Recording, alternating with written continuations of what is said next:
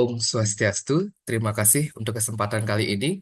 Kami dari kelompok untuk mata kuliah Jaringan Enterprise akan membahas bagaimana video kali ini penerapan dan juga evaluasi tentang quality of service dalam jaringan enterprise sesuai dengan studi kasus yang dalam RTM keempat. Adapun anggota tim ini, saya sendiri, Kade Gandita Runawijaya dengan NIM 22150911011 dan rekan saya. Baik, perkenalkan nama saya Ngurah Eka Prayoga dengan NIM 2215091015. Baik, terima kasih. Perkenalkan nama saya Bedat Dermawan dengan NIM 22150911050.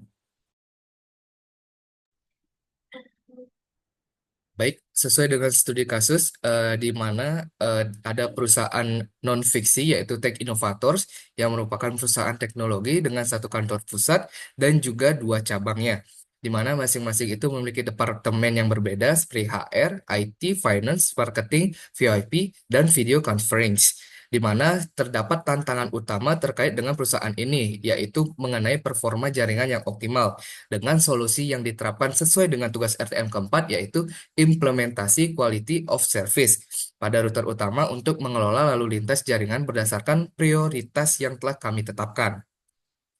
Adapun di sini kebutuhan perusahaan yang pertama itu kantor pusat, tentunya ada HR, IT, Finance, Marketing, VIP, dan juga video conference. Begitu juga dengan kantor cabang satu dan juga kantor cabang kedua. Adapun di sini prioritas yang kami prioritaskan utama jaringannya yaitu yang pertama ada VoIP, kemudian dan juga video conferring, di mana prioritas tinggi ini kami klasifikasikan, kami memilih ini karena video conferring itu menjadi salah satu aplikasi yang memiliki kebutuhan tinggi terhadap performa jaringan yang stabil, seperti melakukan Zoom dan juga yang lain sebagainya. Kemudian juga dengan VIP saat kita menelpon itu supaya jaringan stabil, tidak terjadi mute ataupun istilahnya jaringan semut seperti itu. Kemudian di sini ada topologi jaringan yang sudah kami buat. Di sini kami menentukan topologi jaringan itu star atau extended star.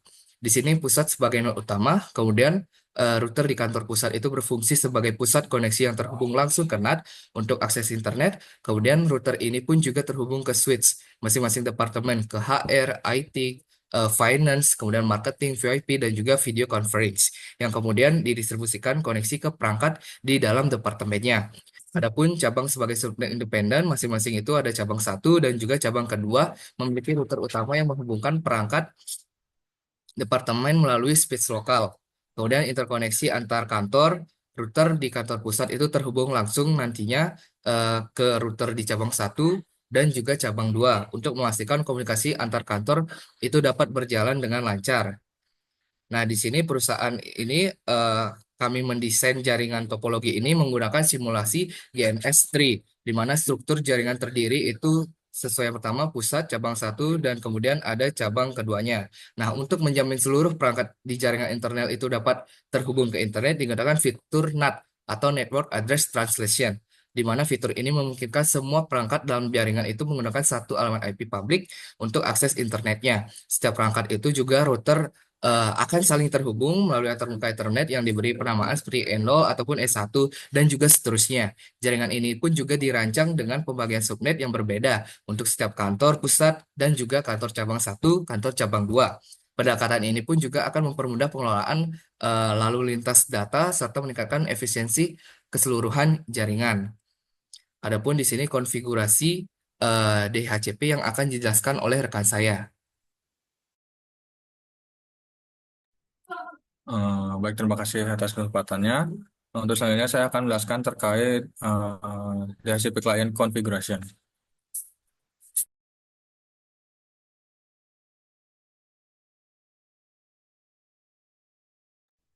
Baik, izinkan saya untuk share screen.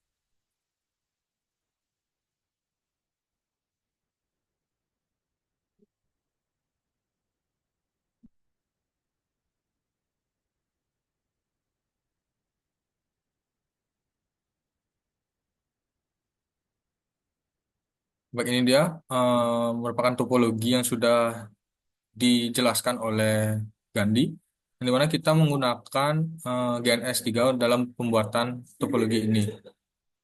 Di sini eh, kita bisa kembali lagi ke PPT.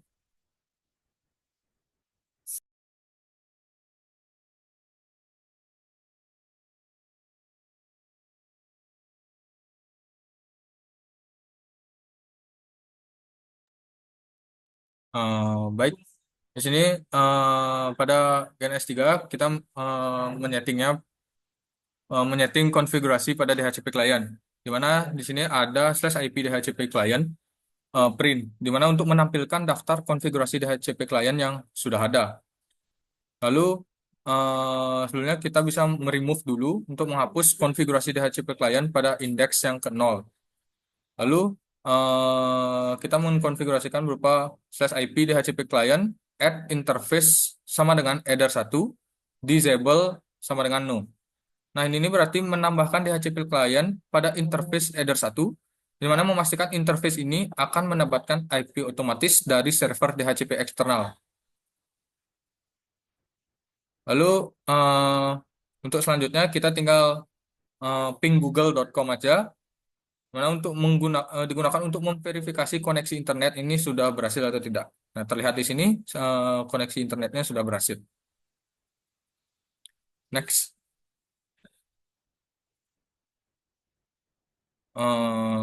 Baik, untuk selanjutnya itu adalah kita melakukan penambahan alamat IP statik, di mana dengan menggunakan /IP address, add address sama dengan IP-nya yaitu 192.168.811/28 dengan interface header 4.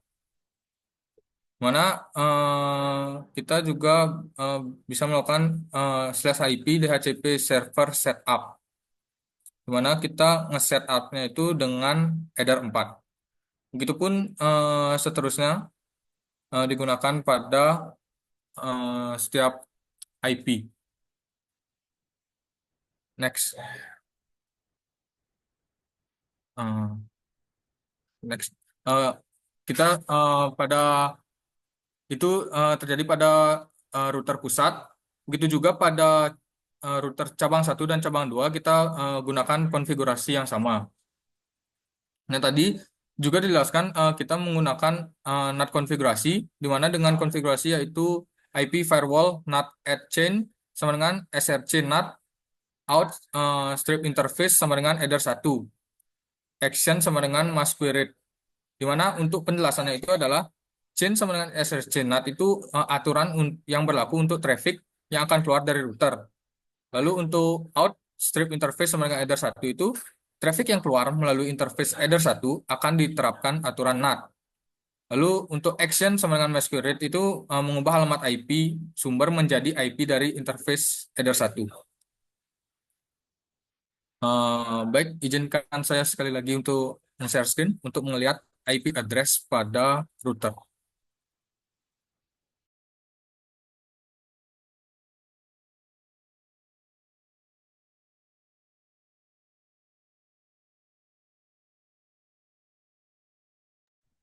Baik, di sini saya akan mengecek IP address apa saja yang sudah kami setting. Nah, di sini kita sudah mengkonfigurasikan IP-IP-nya. Ada dari header 1 sampai dengan header 9. Dan tentunya ini pada router pusat. Lalu bagaimana dengan router cabang 1? Jadi kita membuatnya dari header 1 sampai header 7. Dengan setnya, di mana header 1 ini nyambung kepada pusat. Lalu pada cabang 2, kita sama dengan menggunakan header 1 sampai dengan header 7, di mana header 1 ini nyambung kepada router pusat. Mungkin itu saja yang dapat saya jelaskan. Untuk selanjutnya akan jelaskan oleh rekan saya.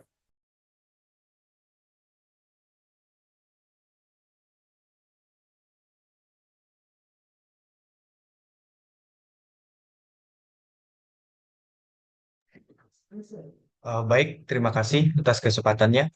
Di sini saya akan menjelaskan mengenai konfigurasi pada Winbox ya, mengenai konfigurasi iOS. Next. Nah, konfigurasi di Winbox itu ada beberapa ya yang kami lakukan. Salah satunya itu adalah konfigurasi Mangle. Nah, apa itu Mangle ya? Mangle itu merupakan eh, sebuah tools untuk menandai paket data berdasarkan jenis layanannya. Nah, di sini ada beberapa jenis layanan yang kami buat. Yang pertama itu ada VoIP, ada video conferencing, ada jenis HTTP dan juga ada FTP. Nah, tujuan daripada menggunakan Mangle ini adalah untuk mempermudah dalam mengelompokkan dan apa namanya menerapkan kebijakan iOS. Next.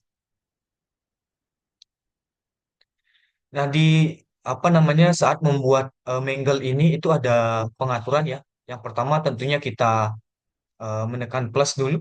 Kemudian di bagian general ini kita menggunakan chain forward ya. Kenapa menggunakan chain forward? Karena ini eh, chainnya ini bukan untuk lalu lintas yang berasal dari atau menuju router itu sendiri. Artinya ini lalu lintasnya itu adalah keluar dari router tersebut. Kemudian protokolnya itu kami menggunakan protokol UDP yang artinya user datagram protokol yang apa namanya yang khusus digunakan untuk komunikasi cepat dan tanpa koneksi ya seperti VoIP, seperti streaming ataupun game online. Nah, sedangkan di eh, destination portnya itu kami menggunakan 5060 yang artinya ini merupakan standar protokol SIV atau eh, Session Initiation Protocol yang digunakan oleh aplikasi VoIP untuk menginisiasi ataupun mengelola komunikasi suara ataupun video. Next. Nah, itu tadi di bagian general. Kemudian di action ya untuk VoIP-nya itu kami menggunakan action mark paket ya yang artinya untuk menandai paket tanpa harus mengubahnya. Nah, kemudian di new packet map itu kami menggunakan web traffic yang artinya itu kami memberikan tanda atau menceklis identitas traffic yang ingin kami eksekusi. Yang di sini itu adalah void. Nah, apa namanya? eh untuk Mangle ini tidak hanya di VoIP ya, tapi ada juga menggunakan video conferencing. Untuk di video conferencing ini chain-nya masih sama menggunakan forward, sedangkan protokolnya menggunakan TCP ya. Ini protokol TCP ini atau Transmission Control Protocol itu digunakan jika apa namanya Mangle itu memerlukan transmisi data yang handal, yang teratur, dan juga membebaskan dari segala macam bentuk kesalahan. Nah, untuk action dan new packet mark-nya itu tetap sama. Kemudian yang ketiga itu ada HTTP atau HTTPS. Itu kami menggunakan chain forward juga dengan protokol TCP. Kemudian untuk action dan juga new packet mark-nya itu masih sama menggunakan mark packet dan juga eh, ralat ya. Untuk new paketnya itu tergantung sesuai dengan destinasi. Kalau misalnya tadi yang VoIP menggunakan web traffic, kalau yang ini yang HTTP atau HTTPS itu menggunakan web traffic. Kemudian yang terakhir itu ada streaming. Di streaming ini kami menggunakan chain forward juga dengan protokol TCP. Kemudian actionnya masih sama, yaitu action mark packet. Kemudian identitasnya atau new packet marknya kami menggunakan streaming traffic. Next. Kemudian kami juga melakukan pengelompokan berdasarkan traffic yang kami kelompokkan atau kami klasifikasikan menjadi empat, yaitu ada video traffic, ada web traffic, ada streaming, dan juga ada web traffic. Nah, di dalam apa namanya setting Q3 ini itu ada beberapa yang kami setting, ada NIM-nya, kemudian ada apa namanya tandanya di paket max, kemudian ada limit dan juga maksimal limitnya. Next.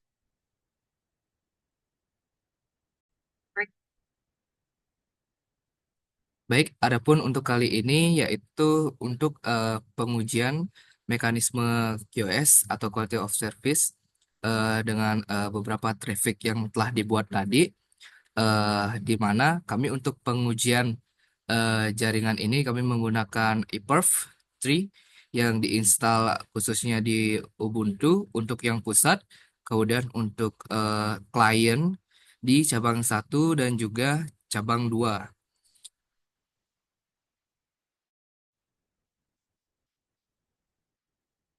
Ini sudah berjalan agak lama. Di sini kita akan membuktikan bahwa konfigurasi yang telah kita buat sebelumnya itu sudah berjalan dengan baik dan benar.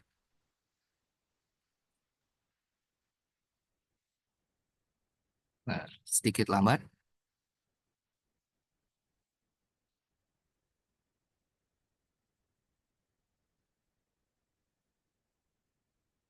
Nah, di sini sudah mulai pengecekan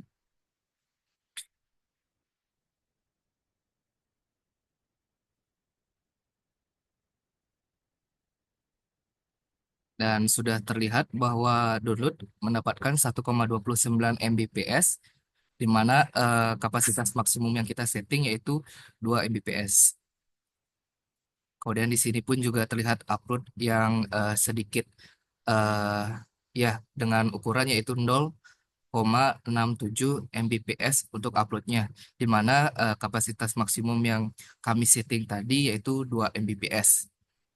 Kemudian selanjutnya kita langsung ke QoS yaitu dengan latensi, jitter, dan juga throughput yang kami uji. Untuk selanjutnya yaitu pengujian latensi, jitter, dan juga throughput supaya kita bisa melihat bagaimana penerapan evaluasi dan juga QoS nantinya. Nah, di sini udah kita melakukan uji ke salah satu klien yaitu dengan 192.168.81.12. Itu dengan user Batox.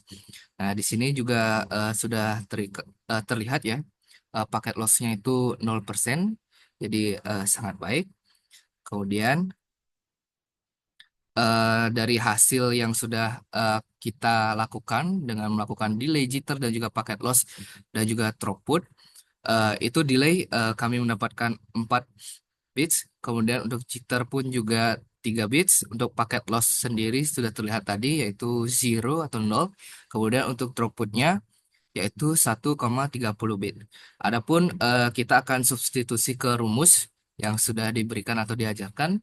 Yang pertama itu adalah menambahkan semuanya, delay, jitter, packet loss, dan juga throughput, yaitu dengan hasil 8,30. Kemudian kita bagi dengan hasil tersebut, yaitu 4 jumlah tersebut, dan mendapatkan hasil 2,075 bits per second. Adapun klasifikasi dari jaringan yang telah kami buat, yaitu 2,075, berdasarkan klasifikasinya, ini mendapatkan nilai 2 atau mungkin kurang memuaskan. Nah, mungkin ada beberapa hal yang mengakibatkan. Yang pertama, eh, ada beberapa kekurangan. Ada beberapa kekurangan, yaitu khusus pada bagian jaringan yang kami gunakan. Di sini kami menggunakan Dixa Harmony. Eh, nah, untuk rekomendasi mengenai dengan kekuatan jaringan enterprise yang sudah dibuat, itu di mana keandalan yang tinggi, yaitu dengan redundansi beberapa perangkat tadi. Kemudian keamanan itu yang sangat baik melalui firewall dan juga segmentasi jaringan. Kemudian kinerja yang tinggi untuk mendukung aplikasi real time seperti VoIP tadi. Adapun di sini kelemahan jaringan enterprise yang pertama yaitu pertama biaya yang sangat tinggi. Itu untuk implementasi dan juga pemeliharaan nanti jika secara fisik. Kemudian ada kompleksitas infrastruktur itu memerlukan keahlian khusus dan yang terakhir itu ada ketergantungan pada tim IT untuk operasional dan juga troubleshooting. Adapun di sini rekomendasi kami yaitu menggunakan quality of service yang lebih ya untuk prioritas nantinya, yaitu khususnya untuk VoIP yang nantinya untuk digunakan untuk telepon supaya jaringan telepon itu atau VoIP tadi itu stabil.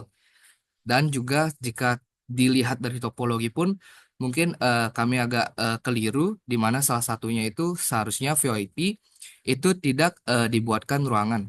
Karena VIP itu cuman gini telepon khususnya. Jadi itu cukup kita masukkan ke salah satu ruangan. Misalkan di HR itu ada dua, kemudian di IT ada dua, finance juga ada dua, marketing ada dua, dan khusus dengan video conferring itu juga ada dua. Nah, di sini kami merekomendasikan hal tersebut supaya topologi jaringan itu lebih maksimal dan juga untuk segmentasi jaringan lebih efisien.